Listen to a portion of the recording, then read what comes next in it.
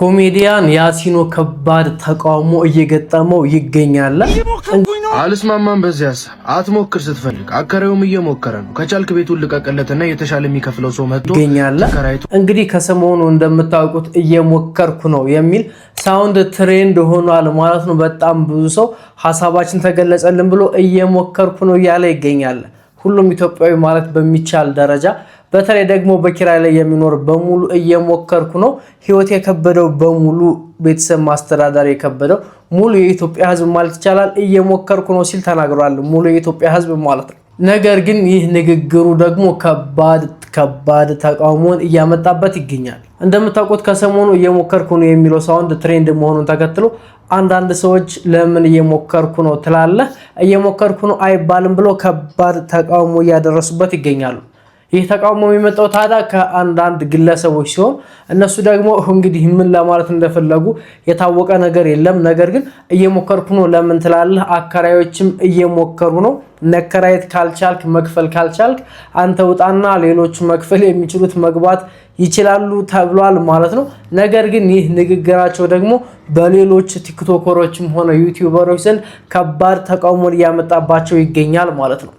ምክንያቱም እየሞከርኩ ነው ማለት ለመክፈል እየሞከርኩ ነው፣ ለማስተማር እየሞከርኩ ነው፣ ለመኖር እየሞከርኩ ነው ማለት እንጂ ሌላ ምን ማለት ነው ሲሉ፣ አንዳንዶቹ ደግሞ ለምን እየሞከርኩ ነው ይላል። እየሞከርኩ ነው ሳይሆን አደርገዋለሁ ማለት አለበት እያሉ ከሁለት ጽንፍ ጸቡን ተያይዘውታል ማለት ነው። ታዲያ የያሲኖ ንግግር ግን ትክክለኛና እውነታ ያለው ሲሆን እየሞከርኩ ነው ያለው ህይወትን ለማሸነፍ ኑሮን ለመኖርና ልጆቹን ለማስተማር እንደዚህም የተለያዩ ነገራቶችን ለማድረግ እየሞከርኩ ነው ሲል ተናግሯል ማለት ነው።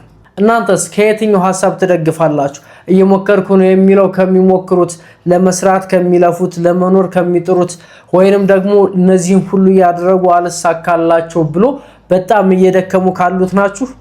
ወይንስ እየሞከርኩ ነው የሚለው ትክክል አይደለም አከራዮችም ትክክል ናቸው፣ እናንተ መከራየት ካልቻላችሁ ለቃችሁ ውጡ፣ ሌሎቻችሁ ደግሞ መከራየት የምትችሉ ግቡ ወይንም ደግሞ መስራት የሚችሉ ይስሩ ከሚሉት ናችሁ? በነገራችን ላይ ይህ ንግግር የተነጋገረው ይሄ በፕሮቴስታንት እምነት ላይ ዕውቀት አለኝ የሚለው አይ ቲንክ ብዙዎቻችሁ ቲክቶክ ላይ ታውቁታላችሁ ብዬ አስባለሁ። እሱ ነው ማለት ነው። እየሞከርኩ ነው አትበል፣ መኖር ካልቻልክ መልቀቅ ትችላለህ ሲል ተናግሯል ማለት ነው።